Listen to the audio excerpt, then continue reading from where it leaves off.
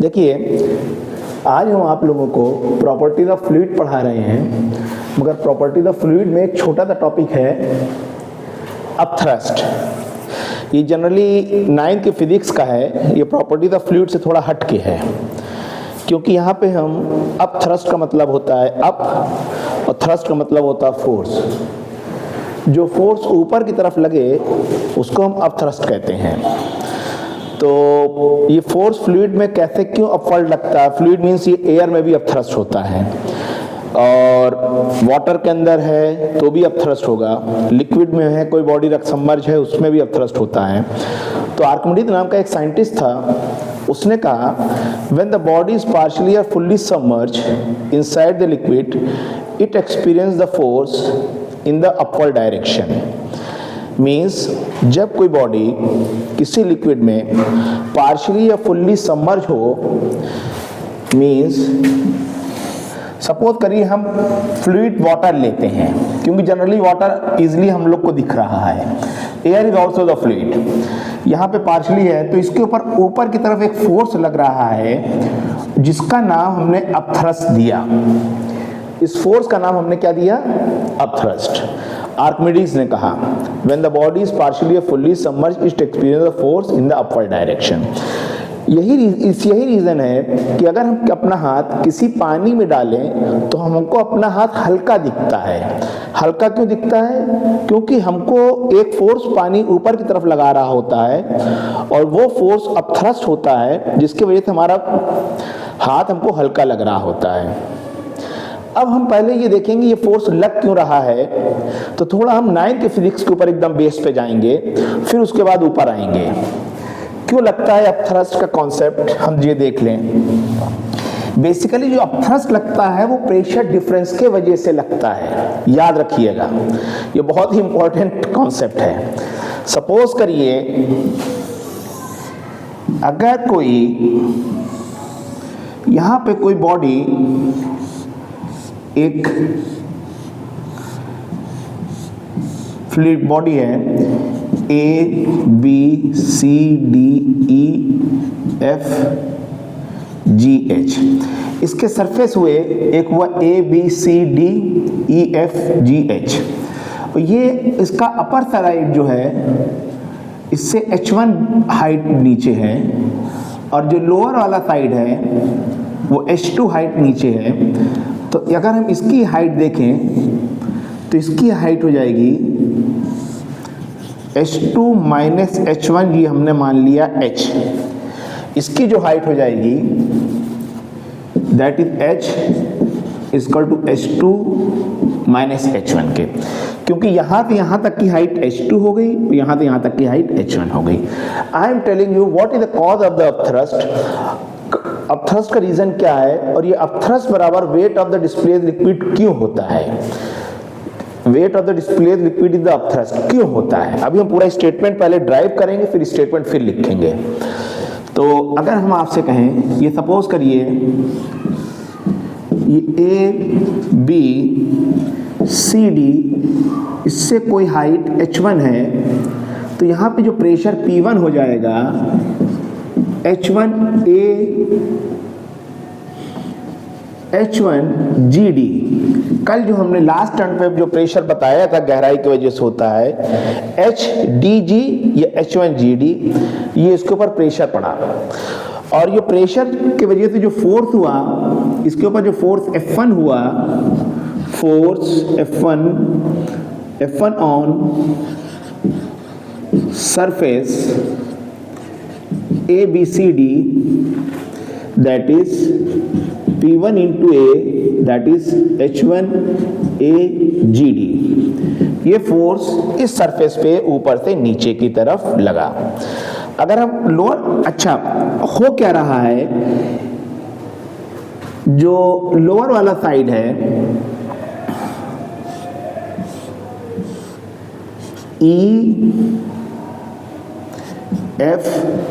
EFGH, means इस वाले का डायग्राम हमने यहाँ पे बनाया और इस वाले का डायग्राम हमने यहाँ पे बनाया, और यहाँ पे जो प्रेशर हो जाएगा ये हो जाएगा P2 जो हो जाएगा H2 dg, और जो इसके ऊपर फोर्स लगेगा F2 वो हो जाएगा P2 into A, that is equal to H2 dg into A. This is the force. अच्छा, हम इन दोनों साइड क्यों नहीं कंसीडर कर रहे हैं, A C E G और B D E A G H को?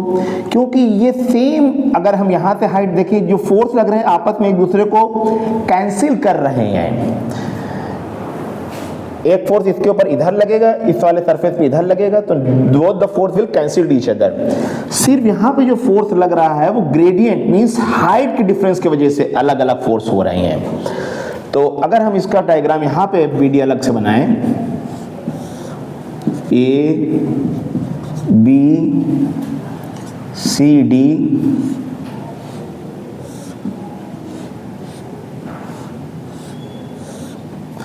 this is E F G H, ये आपका F2 हुआ और ये आपका F1 हुआ, तो F नेट हो जाएगा F2 माइनस F1 के, that is H2 DGA minus H1 DGA के, that is DGA H2 minus H1, that is, यहाँ पर डेंसिटी किस चीज की है, डेंसिटी ऑफ लिक्विड है, क्योंकि जो प्रेशर में जो टर्म्स यूज किया जा रहा है D, वो डेंसिटी ऑफ लिक्विड है। ये आपका F1 हो गया यहाँ चीज ऊपर से नीचे तरफ। तो ये जो आपका ये जो चीज है H1 GD, ये आपका हाइट है। तो अगर हम H2 माइनस H1 लें तो ये आएगा DGA इंटू H, और A इंटू H क्या हो जाएगा, volume of the body, that is VDG। तो बेसिकली यहाँ पे जो प्रेशर हमने कैलकुलेट किया है, प्रेशर में जो डेंसिटी ली है, डेंसिटी ऑफ लिक्विड लेंगे, क्योंकि प्रेशर बराबर होता है P बराबर होता है H DG, और ये जो प्रेशर, क्योंकि बॉडी पानी के अंदर है, तो जो प्रेशर कॉलम, वाटर कॉलम जो इसके ऊपर फोर्स लगा रहा है, वो डेंसिटी हम पानी की ले रहे हैं, वाटर की ले रहे हैं, या किसी लिक्विड की ले रहे हैं जिसके अंदर, या किसी फ्लूइड की ले रहे हैं जिसके अंदर ये बॉडी है। तो HDG, D is the density of the fluid, H is the depth and G is the gravity, जो कि प्रेशर का हमने फार्मूला पहले ड्राइव कर चुके हैं। It means V is what? V is the volume of body, D is density of water or liquid and G is gravity। ये जितना ही, ये V किसके बराबर होगा? सपोज करिए हम एक एग्जाम्पल देते हैं, एक एग्जाम्पल के अंदर हम और आसानी समझें। सपोज करिए ये कोई फनल टाइप की चीज है, इसमें 20 ml तक पानी भरा हुआ है, और कोई एक हम इस तरह की ज्योमेट्री का वॉल्यूम निकालना चाहें, तो हम क्या करेंगे? इसमें सब मार्किंग दी हुई 21, 22 इस तरह की, हम क्या करेंगे? इसका वॉल्यूम, क्योंकि ये इर्रेगुलर शेप फिगर है, इसका वॉल्यूम को निकालना नहीं आता है, तो इसको हम इस बीकर के अंदर डाल देंगे, और इसका पानी का लेवल जितना राइज करेगा, वो initial volume minus final volume will give the volume of geometry. It means जो ज्योमेट्री पानी के अंदर डिप हो रही है, वो अपने बराबर का वॉल्यूम हटा रही है। इसका मतलब ये जो वॉल्यूम V जो आया, इस बॉडी का आया, ये वॉल्यूम वाटर का भी होगा। ये वॉल्यूम किसका होगा? वाटर का भी होगा, वाटर ही इसका डिस्प्लेस होगा। This is the volume of the water displace also. V is the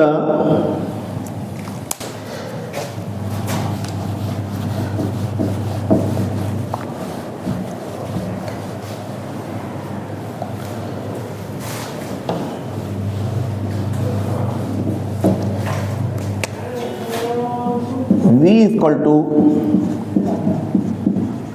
volume of body is equal to volume of displace liquid. ये कहाँ से कॉन्सेप्ट समझा हमने? यहाँ से कॉन्सेप्ट समझा। ये अक्सर इंटरव्यूज वगैरह में क्वेश्चन पूछा जा सकता है कि अगर कोई इरेगुलर शेप है और आपसे उसको कहा जाए, उसका वॉल्यूम निकालने के लिए कहा जाए, तो आप कैसे वॉल्यूम निकालेंगे?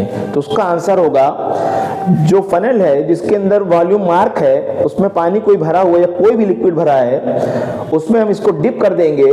जितना वाटर राइज करेगा, तो final volume rise after rising of the water minus initial volume of the water, that will be the volume of the geometry. For example, हमने इसको सबमर्ज की डाल दिया इसमें, और अब पानी कहां तक चला जा रहा है?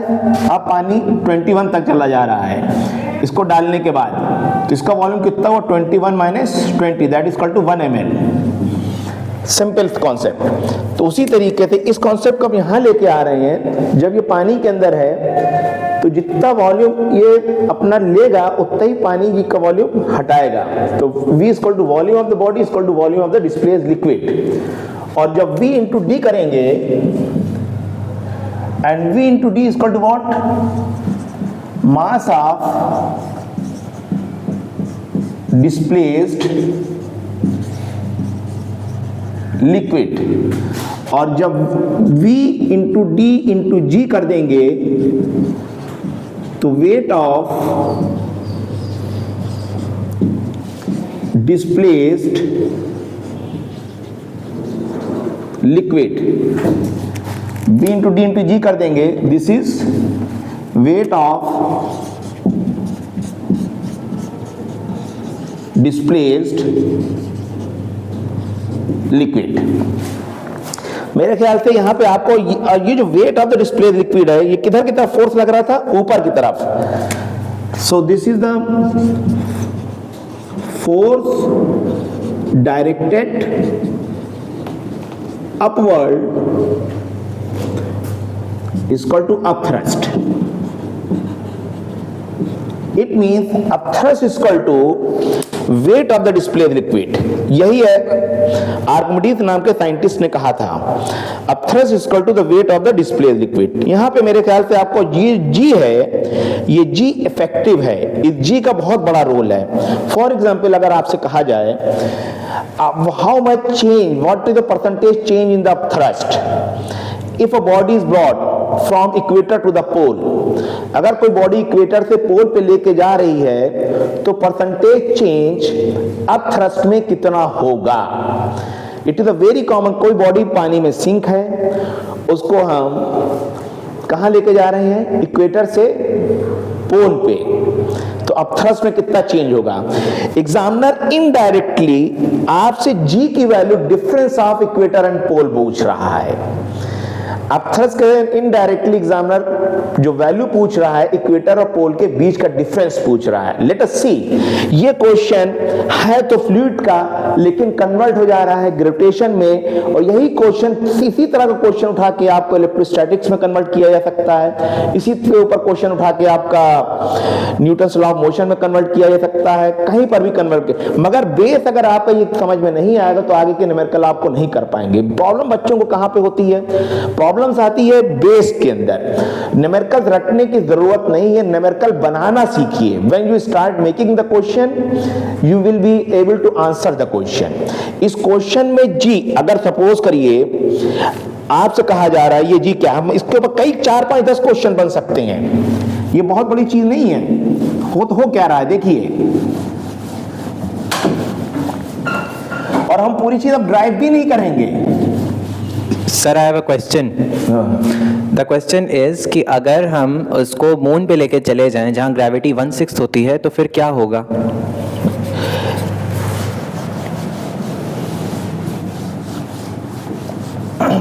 इस पे 3 क्वेश्चन बन सकते हैं। ये जो आपका क्वेश्चन, इस पे 3 क्वेश्चन बनेंगे। पहली बात, आपका क्वेश्चन ये होना चाहिए कि अगर मून पे लेके जाए तो सबमर्ज पोर्शन पे क्या असर पड़ेगा। मान लीजिए बॉडी पार्शियली सबमर्ज है, और अपथ्रस्ट पे क्या असर पड़ेगा। दोनों क्वेश्चन का आंसर एक ही तरीके से हो सकता है। फॉर एग्जाम्पल, हम आपसे कहें, हमको थोड़ा सा फ्लोटेशन पढ़ाना पड़ेगा। ये जो V बराबर अपथ्रस्ट बराबर हुआ अब थ्रस्ट बराबर हुआ V into D into G, wait of displaced liquid. यहां पे टर्म वेट यूज करा जा रहा है पहली बात। तो अगर आपसे क्वेश्चन पूछा जाए यहां पे टर्म वेट यूज किया जा रहा है, तो अगर हम आपसे कहें कोई बॉडी का वेट अर्थ पे 30 kgf है तो मून पे क्या होगा, तो ये आप लोग 6, 7 अर्थ पे करते आते हैं, मास में कोई चेंज नहीं होगा, वेट घट जाएगा। उसी तरीके से जब वेट ऑफ द लिक्विड घट जाएगा डेंसिटी के घटने की वजह से, क्योंकि जी डैश जी ऑन मून जो हो जाएगा वो g/6 हो जाएगा, और जब हम यहाँ पे g/6 रखेंगे तो जब वेट ऑफ डिस्प्लेस्ड लिक्विड ही कम हो जाएगा तो अब थ्रस्ट भी कम हो जाएगा। ये सिंपल सी बात है, क्लियर है। अगर हम आपसे कहें अब थ्रस्ट का सर कोई कंटेनर ए एक्सेलरेशन से ऊपर जा रहा है, इस पे क्या होगा, तो आप लोग बच्चों एक चीज ये जान लीजिए, जब ये ए एक्सेलरेटेड से ऊपर जा रहा है तो यहाँ पे जी इफेक्टिव ए प्लस जी हो जाता है, क्योंकि सूडो फोर्स ए नीचे की तरफ और लग रहा होता है, ये तो जी इफेक्टिव यहाँ पे जो हो जाएगा G effective equal to A plus G. It means अब थ्रस्ट विल इंक्रीज, क्योंकि यहां जी इफेक्टिव क्यों बढ़ जा रहा है, क्योंकि ए सूडो फोर्स इसके ऊपर ए एक्सेलरेशन ए प्लस जी हो जाएगा, net acceleration downward pseudo force की वजह से। तो जब जी इफेक्टिव आपका बढ़ जा रहा है तो आपका अब थ्रस्ट भी बढ़ जाएगा। लेकिन अगर यहां पे क्वेश्चन ये पूछ लिया जाए बॉडी का वेट, बॉडी जो है 1/3 पोर्शन पानी के अंदर है, तब असर क्या पड़ेगा, तो इसको करने से पहले थोड़ा सा हम कॉन्सेप्ट ऑफ फ्लोटेशन करेंगे, क्योंकि मैं चाहता हूं कि मेरे बच्चे खुद से जवाब दें, खुद से चीजों को सीखें, अपने से सीखें, अपने से जवाब दें, स्पून फीडिंग नहीं, अपने से सीखिए। क्योंकि आओ करके सीखें, पहले हम लोग के टाइम में बचपन में ये हुआ करता था, अब तो साइंस की किताबों में नहीं है, आओ करके सीखें। तो भाई हम लोग तो बहुत पुराने टाइम के पढ़े हैं, तो वो सब एक्सपेरिमेंट करा जाता था उसमें। तो let us see the condition of the flotation. जब कंडीशन ऑफ द फ्लोटेशन आप पढ़ेंगे तो आपको बहुत सा कॉन्सेप्ट क्लियर होता चला जाएगा, इसमें बहुत से कॉन्सेप्ट क्लियर होते चले जाएंगे। For example condition of flotation, condition of, देखिए अब हम आ गए हैं कंडीशन ऑफ फ्लोटेशन पे। ये सब आर्टिकल अगर आप लोग के जानने वाले 9th के भी बच्चे उनको भी बता सकते हैं, क्योंकि 9th की फिजिक्स में भी है ये, तो ये बेस से एकदम जा रहे हैं हम लोग ऊपर। तो condition of flotation, for example हम आपसे कहें कोई एक बॉडी रखी हुई है जमीन पे, इसको इक्विलिब्रियम कंडीशन पे, इक्विलिब्रियम मतलब इक्विलिब्रियम दो तरह के होते हैं, एक डायनेमिक इक्विलिब्रियम और एक स्टैटिक इक्विलिब्रियम। इसको हमको लिफ्ट करना है, ये नीचे ना गिरे। इस पे कॉन्सेप्ट बहुत तरह के क्वेश्चन बनेंगे, अपने दिमाग को सोचिए। मींस हम इसके ऊपर mg फोर्स ऊपर की तरफ लगा दें तो ये डायनेमिक इक्विलिब्रियम कंडीशन में ऊपर चला जाएगा। क्लियर है ये चीज। अब सपोज करिए कोई बॉडी, इसका h पोर्शन पानी के अंदर है और टोटल हाइट h है। इसको हम थोड़ा सा और बड़ा कर देते हैं डायग्राम, ताकि इससे आप लोग को और अच्छी तरीके से दिखे।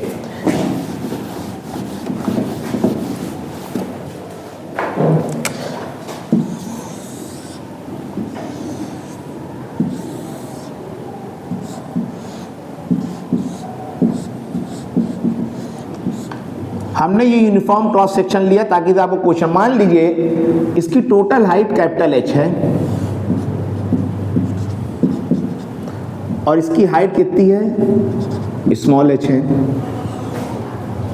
अब हम आपसे कहें ये कितना पोर्शन पानी, कितना वॉल्यूम पानी के अंदर है, submerge volume is equal to A into H, that is equal to what, volume displaced of water। ये किसके बराबर होगा, वॉल्यूम डिस्प्लेस ऑफ वाटर और लिक्विड और फ्लूइड।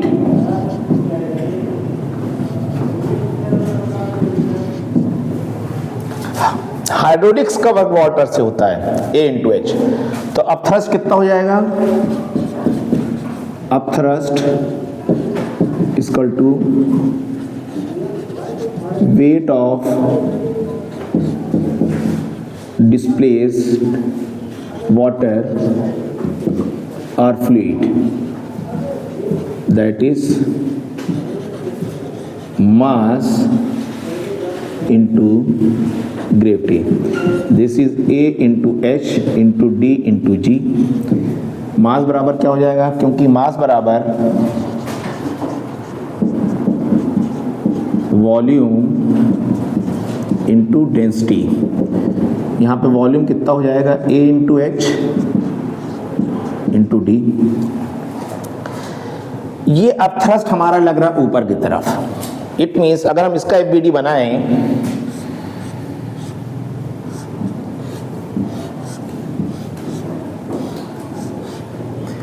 तो इस पे wait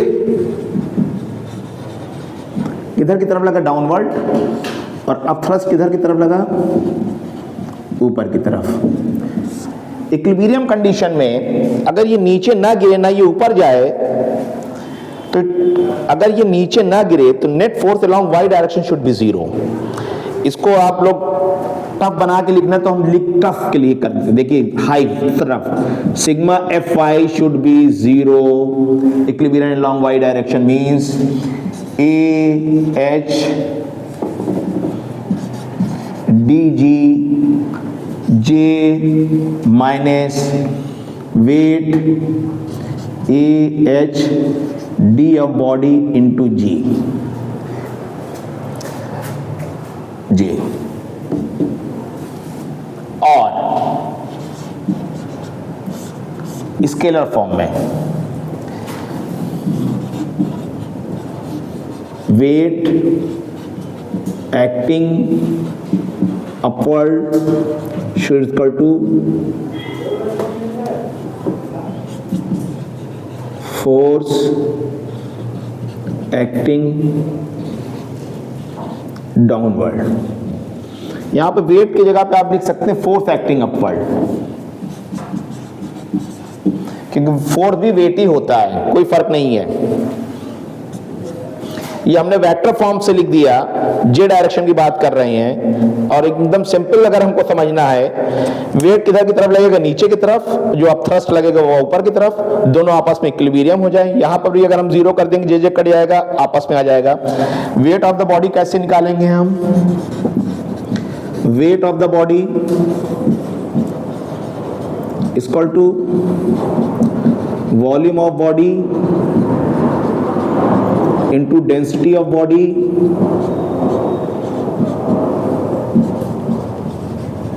into G, that is AH density of body into G। ये आपका हो गया क्लियर ये चीज। तो यहां पे अगर हम यहां पे लिख दें तो force acting upper direction AH DG into A capital H D of body into G. ये जी कैंसिल हो गया, ये ए और ये कैंसिल हो गया।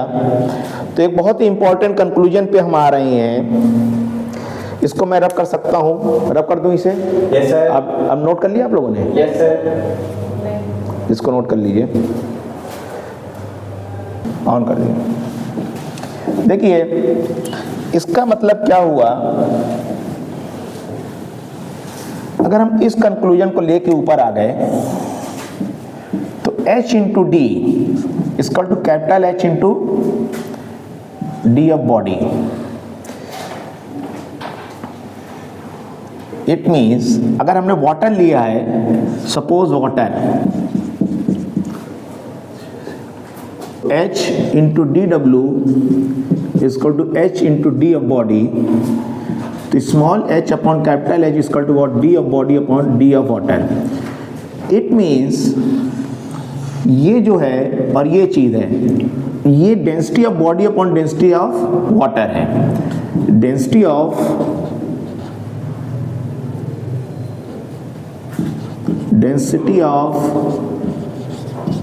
Body upon density of water है, that is equal to capital H upon small h, इसको कहेंगे हम relative density.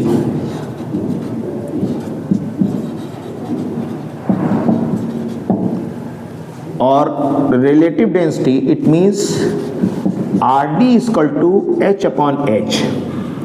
This is submerged portion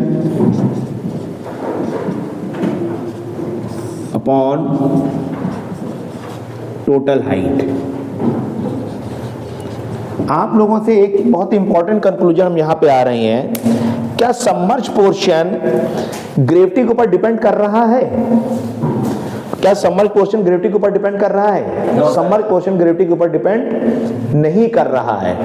numerical यहां से बनना शुरू होगा, न्यूमेरिकल यहां से बनना शुरू होगा। न्यूमेरिकल का जो कॉन्सेप्ट आएगा वो यहां से आएगा। फॉर एग्जांपल अब अगर हम देखें कंक्लूजन में जाएं, conclusion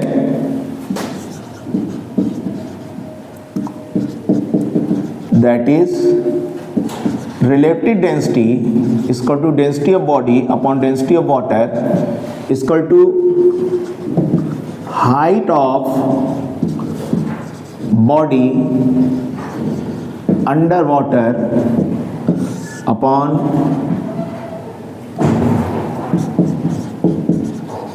total height is equal to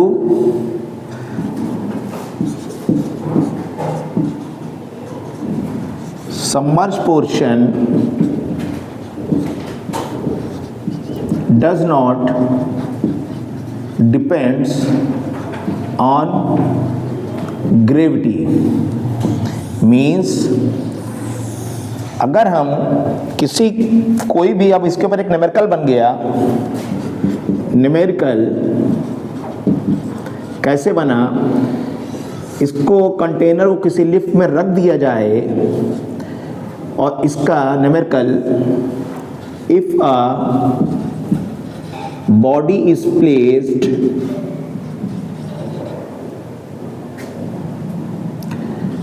inside a beaker filled with water, filled with water in a lift, accelerating upward with an acceleration,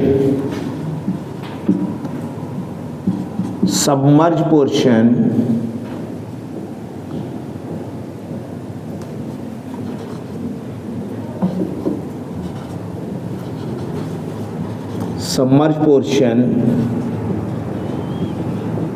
will increase or decrease। तो आपका आंसर होगा it will remain same. If a body is placed inside a beaker filled with water in a lift accelerating upward with an acceleration, submerged portion will increase or decrease। means अगर हमने इसको किसी lift के अंदर रख दिया, कोई भी बॉडी है,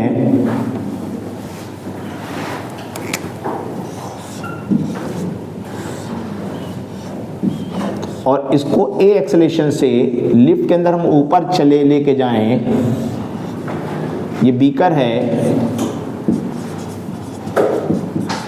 तो क्या सबमर्ज पोर्शन पे कोई असर आएगा?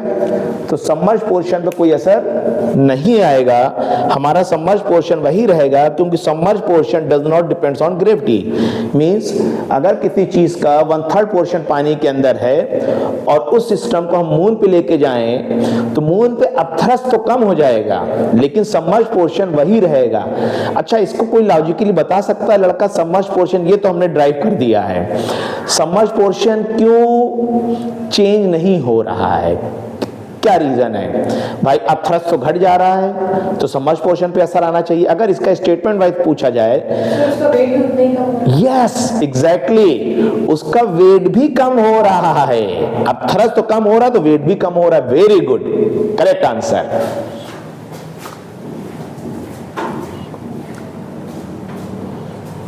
इसको नोट कर लीजिए।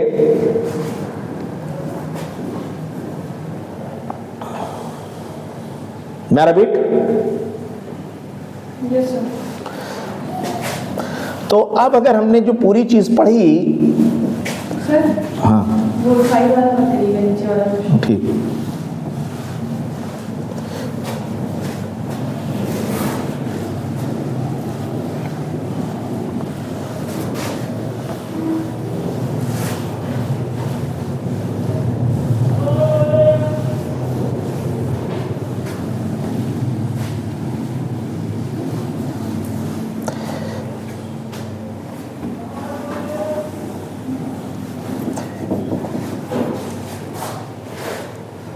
क्या समझ में नहीं ये? If a body is placed inside a beaker filled with water in a lift, accelerated upward with an acceleration, submerged portion will increase or decrease. So submerged portion will remain same. Submerged portion will not be affected. Is it clear? तो relative density किस चीज के ऊपर depend कर रही है? Relative density हमारी depend कर रही है सबमर्ज पोर्शन अपॉन टोटल के, या submerge volume upon total volume के। देख सकते हैं relative density equal to density of body upon density of water, H upon H, A into H upon A into H. This is submerged volume upon total volume for those body which floats। किन body के लिए है ये? जो कि floats करती है, तैरती है, उसके अंदर लॉ ऑफ फ्लोटेशन हमने लगा दिया। लेकिन बहुत सी बॉडी ऐसी होगी जो पानी में सिंक कर जाएगी, उसके लिए रिलेटिव डेंसिटी कैसे निकालेंगे? तो उसमें तो पूरा ही बॉडी पूरा ही सिंक कर जा रही है, उसके लिए हम कैलकुलेशन करते हैं। मेरा bit yes sir.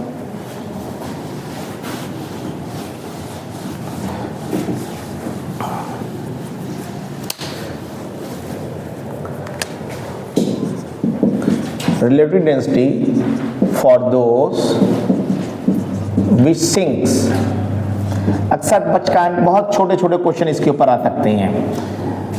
Fully sink कर जाती है, सपोज करिए ये पूरी तरीके से पानी में सिंक कर गई यहाँ पे, तो इसकी रिलेटिव डेंसिटी कितनी हो गई? Density of body upon density of water, V से ऊपर नीचे मल्टीप्लाई कर दिया, V into D B upon V into D W. This is, फिर G से मल्टीप्लाई कर दिया और फिर V into D W into G. ये किसके बराबर हो जाएगा? अपथ्रस्ट के।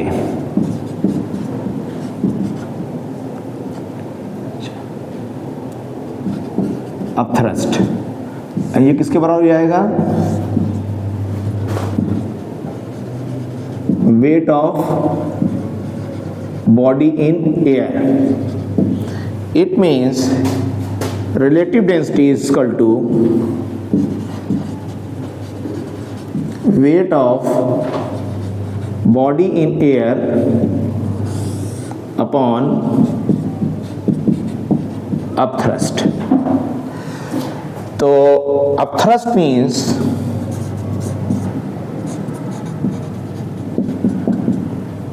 upward force. Weight of the body, weight of body in water or liquid is equal to weight of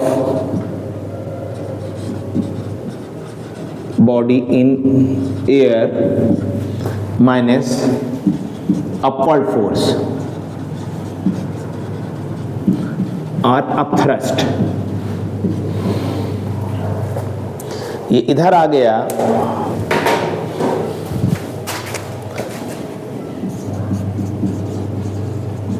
upward force is equal to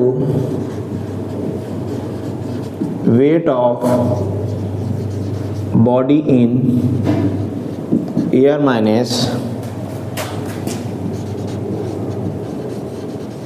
weight of body in water, that is equal to loss in weight। तो ये पूरी चीज आ गई हमारे समझ में। This equal to what? Loss in weight. Upward force is equal to weight of body in air, weight of body in air minus weight of body in water is equal to loss in weight. अब loss in weight किसके बराबर होता है? Upward के force के। इसी को हम लिख सकते हैं अपथ्रस्ट। तो हम अपथ्रस्ट की जगह पे बॉडी का वेट एयर में ले लें और बॉडी का वेट वाटर में ले लें, दोनों को माइनस कर दें तो हमको अपथ्रस्ट निकल आएगा।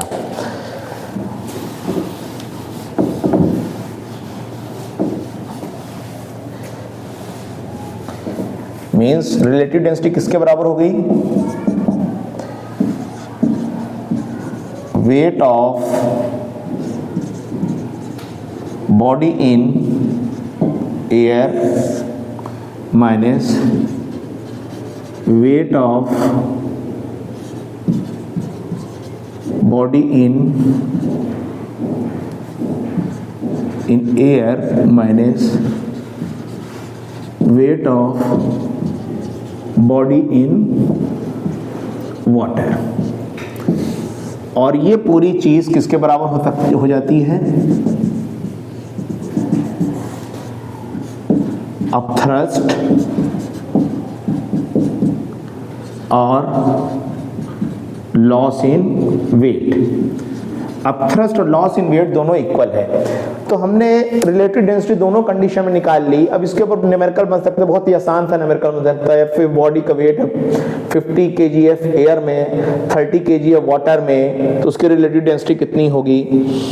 हम बहुत ही इंपॉर्टेंट कैलकुलेट। अब तो पूरा फार्मूला आपको ड्राइव भी हो गया, फार्मूला अब बेटर रहेगा। जो हमने पढ़ाया उसका एक फार्मूला चार्ट बनाइए, और जो फार्मूला चार्ट बनाइए और फिर उसके ऊपर क्वेश्चंस अपने सोचिए क्या क्या क्वेश्चंस पॉसिबिलिटी बन सकते हैं।